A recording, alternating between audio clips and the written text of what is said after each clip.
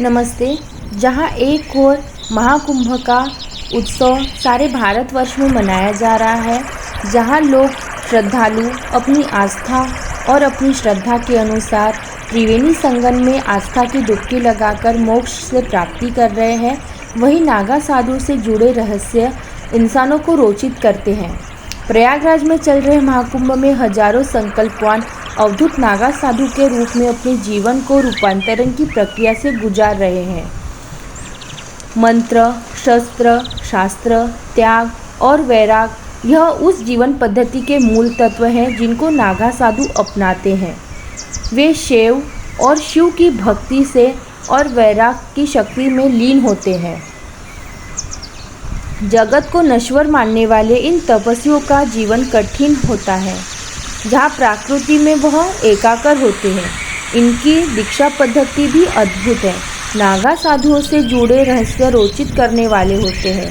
प्रयागराज में चल रहे महाकुंभ में हजारों संकल्पवान अवधूत नागा साधुओं के रूप में अपने जीवन के रूपांतरण की प्रक्रिया से गुजर रहे हैं। नागा साधु अपने पुराने और बड़े श्री पंचदशनाम जूना अखाड़े के हजारों सन्यासियों ने परिवार को तगड़े दीक्षा ली।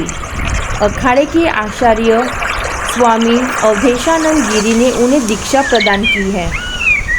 नागा सन्यासी कठिन तपस्या करने वाले और सन्यासी माने जाते हैं। वे सांसारिक वासनाओं से दूर रहते हैं और केवल आत्मा की साधना में ही केंद्रित रहते हैं। नागा दीक्षा लेने वाले को सांसारिक जीवन से पूरी तरह विरक्त होकर संन्यास लेने की प्रक्रिया से गुजरना पड़ता है। वे अपना नाम, पहचान, परिवार और सभी रिश्तेदारों को त्याग कर अपना जीवन शुरू करते हैं।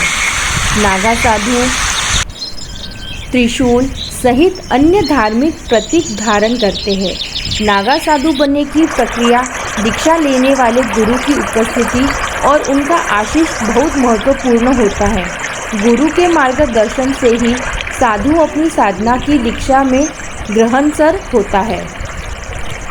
जूना अखाड़े के आचार्य स्वामी अवधेशानंद गिरी महाराज ने रविवार को आधी रात में नागा सन्यासियों को दीक्षा दी। इससे पहले शनिवार को नागा साधु बनने वाले साधकों को संगम घाट पर अपना और अपनी 7 पीढ़ियों का पिंडदान किया। नागा साधु बनने से पहले अवधूत बनना होता है। इसी तरह प्रयागराज के संगम पर साधकों ने पिंडदान किया। उन्होंने 17 पिंडदान बनाए। इसमें से 16 उनके पूर्वज की 7 पीढ़ियों के थे और एक उनका खुद का था। रविवार को तकड़े आचार्य अवधेशानंद गिरी महाराज ने उन्हें मंत्र दिया। नागा दीक्षा के लिए धर्म ध्वजा के नीचे तपस्या के साथ संस्कारों का शुभारंभ 24 घंटे पहले शुरू हो गया था। इस प्रक्रिया के साधक 24 घंटे तक बिना भोजन पानी ग्रहण किए तपस्या करते रहे। इसके बाद उन्हें गंगा के तट पर लाया गया। उन्होंने गंगा में 108 डुबकियां लगाई। इसके बाद विजय हवन हुआ।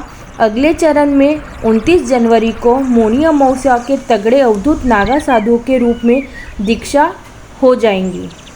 नागा साधु बनने वाले की आयु 17 से 19 वर्ष होती है।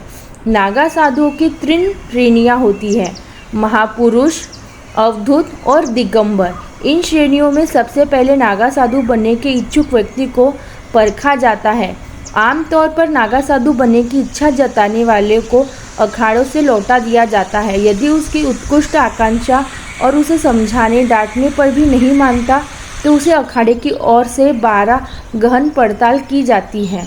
अखाड़ा उनके परिवार के बारे में, उनके चरित्र के बारे में, उनके आचार व्यवहार के बारे में गहराई से जांच करते हैं।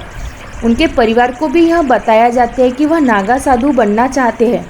जब वह व्यक्ति हर जांच से खरा उतरता है तो उन्हें नागा साधु बनने के लिए स्वीकृति मिल जाती है। नागा साधु बनने के इच्छुक व्यक्ति को पूरा परखने के लिए एक अवधि तय होती है। इस बीच संन्यास के प्रति उनके आकर्षण खत्म नहीं होता तो फिर उसे सन्यासी जीवन के लिए प्रतिज्ञा लेनी होती है। इसके साथ महापुरुष घोषित कर दिया जाता है। उसका पंच संस्कार किया जाता है। पंच संस्कार में 5 देव शिव, विष्णु, शक्ति, सूर्य और गणेश, जिन्हें पंच संस्कार माना जाता है वह किया जाता है। उन्हें गुरु बनाना होता है। अखाड़ा उसे नारियल, भगवा कपड़े, जनेऊ, रुद्राक्ष, भभूत और नागा साधुओं द्वारा धारण किए जाने वाले प्रतीक व आभूषण सौंपता है। इसके बाद अखाड़े के गुरु कटारी से शिव्य की चोटी काट देते थे।